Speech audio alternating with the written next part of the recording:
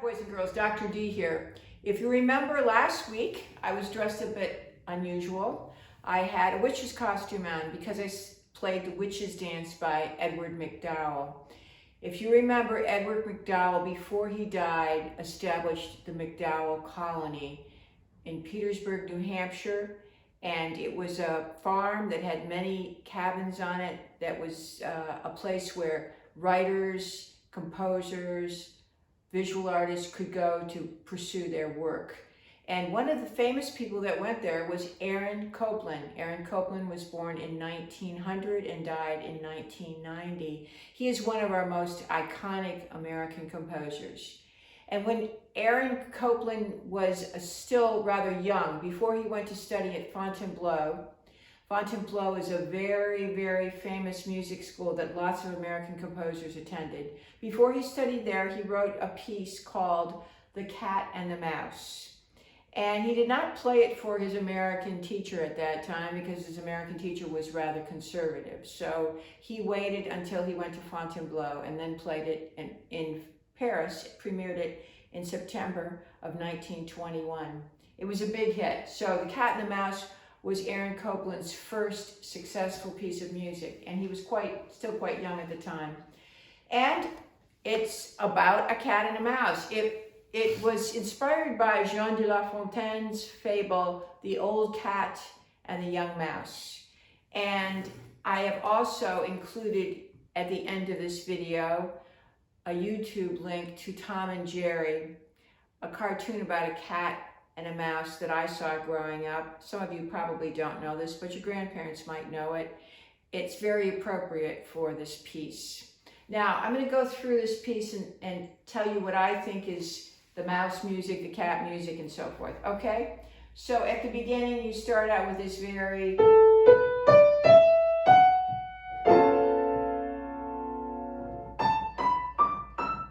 So you wonder, what's going to happen? And then all of a sudden,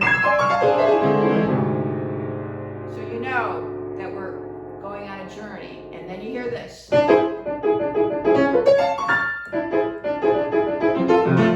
It sounds like a chase. So probably the cat has spotted the mouse and the mouse is taking off. Shortly after that, you hear this slower and quieter music, but it's sinister.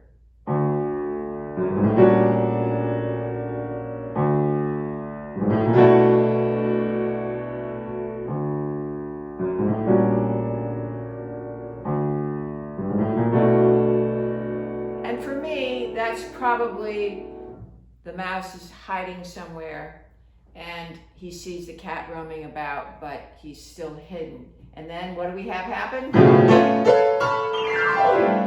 we're back to the chase music, the running music, all right? You hear lots more running music. And then all of a sudden,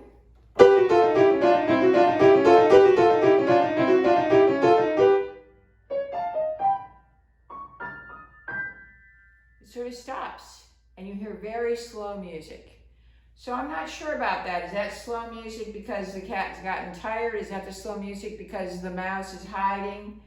Not sure, but this part seems to be either the cat or the mouse is enjoying the calm for a period of time.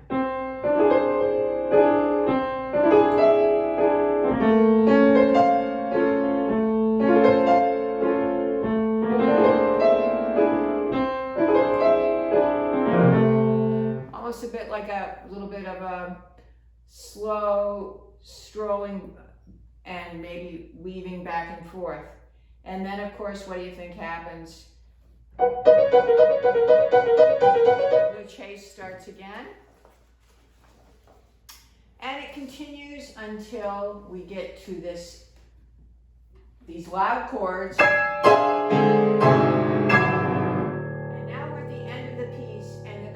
Has written softly in a funeral manner.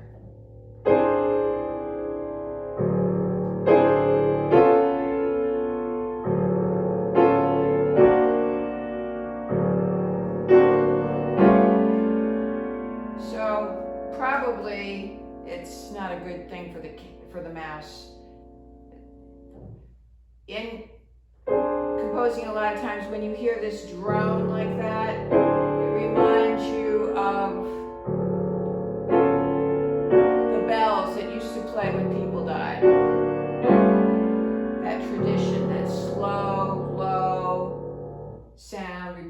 and over again is often, especially in Europe, a sign of a funeral.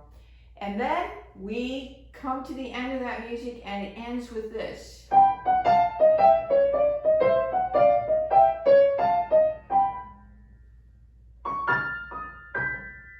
And the composer's directions there are limping slightly. So the mouse may be dead, but the cat, I think, also had a rough time of it. Sounds like he got hurt. All right, this is The Cat and the Mouse by Aaron Copland.